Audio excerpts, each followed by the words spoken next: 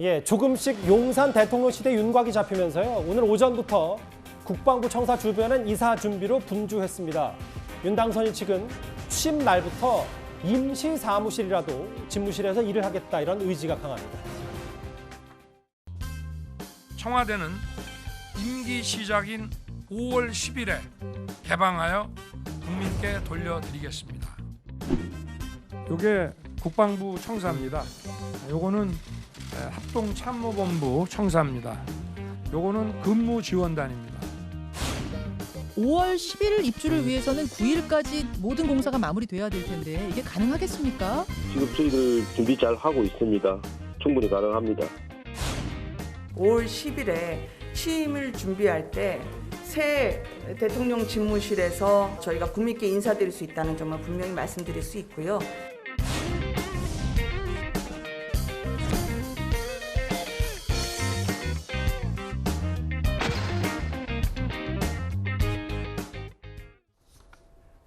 국방부 본격적으로 짐을 싸고 있어요. 제가 오늘 사진들 몇 가지 추려봤는데 국방부 신청사 현관에서 여러 박스와 짐들이 지금 빠져나가고 있어요. 또 사진이 있나요? 그리고 여기는 사실 국방부가 뭐 다른 행정기관도 마찬가지겠지만 보안 문서들이 많기 때문에 현장 파쇄하는 모습도 오늘 그 국방부 신청사 주변에서 많이 포착이 됐습니다. 장해찬 평론가님. 어쨌든 인수위도 5월 10일 임시사무실에서라도 직무를 시작하겠다는 의지가 강하기 때문에 국방부도 이에 맞춰서 짐 빼는 속도가 좀 빨라지고 있어요. 뭐 그렇게 할 수 있죠. 그런데 예비비가 이번에 의결이 되어서 이제 이사 준비 조치에 들어간 것이지 이 용산에 있는 국방부 청사 이전할 것이라는 것은 윤석열 당선인의 당선 이후부터 바로 나왔던 이야기 아니겠습니까? 그러니까 국방부 측에서도 언제 국무회의를 통해서 예비비가 의결되는지를 지켜보면서 나름의 사전 준비 작업에 들어가 있었을 거라는 생각이 들고요. 예. 지금 단계에서 한 가지 확실하게 말씀드릴 수 있는 건 5월 10일에 청와대는 국민께 개방된다는 겁니다. 순차적으로 청와대를 국민께 돌려드리는 작업을 먼저 해나가면서 현재 일정으로 보게 되면 국방부 청사 5층에서 10층을 조금 일찍 정비할 수 있을 것 같고 한미연합훈련이 끝나는 시기부터 1층과 4층을 이전하게 되면 1층, 4층 공간은 6월 이후에 뭐 입주가 마무리될 것으로 예상이 되고 있는데요. 그 예. 기간에 윤석열 당선인의 뭐 통이동 집무가 시작되건 또는 조금 일찍 국방부 청사에서 집무가 시작되건 주변 주민들에게 피해를 최소화하면서 한치의 안보 공백이나 국정 공백 없이 업무를 이어나가기 위해서 지금도 이 청와대 이전 TF가 다양한 방안들을 논의하고 실무를 하고 있는 것으로 알고 있습니다. 대통령 집무실에 들어갈 저 국방부 신청사, 국방부 청사 저렇게 지금 짐들이 뭐 마대자루로 가죠. 저 자루들이 네. 지금 나와 있어요. 김현기 변호사님. 네. 다음 화면을 좀 그래픽으로 볼까요? 어찌됐건 청와대는 절대 들어가지 않겠다.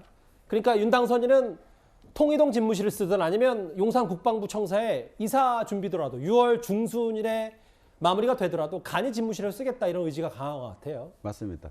우리 이미 그 코로나 그 시대를 연습하지 않았습니까? 더 이상 장소의 개념이 그 문제되는지 좀 의문입니다. 물론 뭐 어디서 시작할 수 있는지 그것은 결국은 일의 진행 정도에 따라 따르겠지만은 이제 대통령 집무실이 모든 일을 다 하는 게 아니지 않습니까? 각 정부 부처들이 있고 정부 부처들이 다 일을 잘 할 것입니다. 그 통합하고 좀 더 정리하고 그런 과정은 사실 원격으로도 충분히 가능한 것이죠.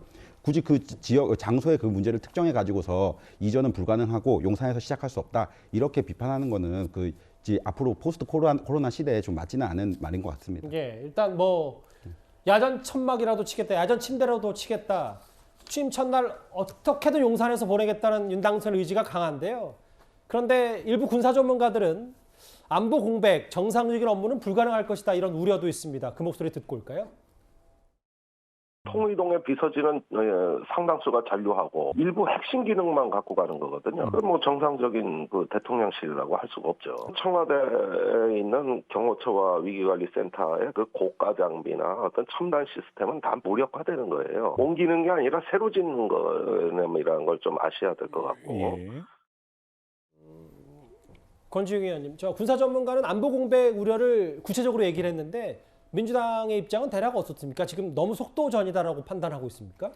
그러니까 민주당은 청와대 이전을 하는 것을 반대하지 않고 있습니다. 그 문재인 정부도 광화문으로 나오려고 했다가 몇 가지 이유로 이전하지 못했지 않습니까? 그래서 그거 자체는 동의하고요. 진행되었으면 좋겠다고 생각하는데 근데 5월 10일까지 이전해야 한다는 건 저는 최소한 국민들의 요구는 아닌 것 같아요. 개방되는 것을 많은 국민들이 동의하고 좋아하시지만 그것이 꼭 5월 10일까지 돼야 된다고 요구하시진 않는데 그걸 요구하는 건 윤석열 당선인밖에 없다는 느낌입니다.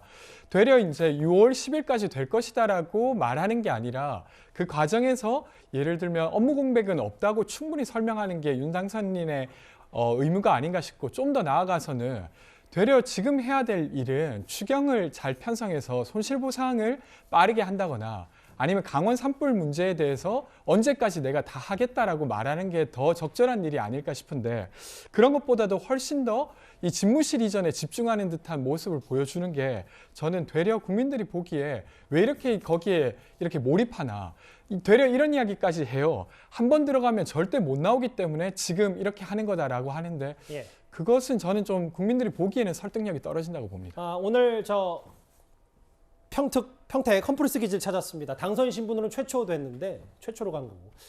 그러니까 결국은 뭐 안보 공백을 의식해서 했던 저런 행보는 아니겠습니다만 안보 공백 얘기는 또 계속해서 나오는 것 같아요. 네, 그러나 안보와 관련해서는 많은 국민들이 문재인 정부의 안보보다는 윤석열 당선인의 안보관을 훨씬 더 신뢰할 거라 생각하고요. 지금 민주당 이끌어가고 계시는 권지웅 비대위원님 좋은 말씀 해주셨는데 저희가 취임 이후에 곧바로 자영업자 손실 보상을 위한 추경을 국회에 제출할 예정이니까요. 비대위원님 말씀처럼 민주당 의원들이 추경 윤석열 정부에서 하는 거라고 반대하지 않고 빨리 받아줄 수 있게 민주당이 준비 잘 해줬으면 좋겠습니다. 주한미군 평택기지를 윤 당선이 저렇게 찾았고 여러 얘기들을 나눴습니다. 짐 싸고 있는 국방부 얘기 화면으로도 잠시 만나봤고요. 이번 주제 정리하겠습니다. 그럼 지금까지 들어온 여러분들 목소리를 만나볼까요? 첫 번째 댓글입니다. 자식 키우는 엄마로서는 마음이 아프지만 가짜는 안 되지요. 조민 씨 얘기하신 것 같고요. 예. 조금 부족해도 자기 그릇만큼 사는 게 제일 좋다라는 말씀도 해주셨습니다. 예. 유시민 전 이사장은 그동안 본인이 한 말에 책임을 져야 한다고 했고요. 유물도 아니고 문화재도 아니고 유적도 아니다. 이 초속 얘기를 저렇게 평가하신 분도 있습니다. 마지막 볼까요? 예. 조 전 장관 얘기하시는 것 같은데요. 수사의 강이 너무 깊고 넓다. 오늘도 댓글 5개 감사드립니다.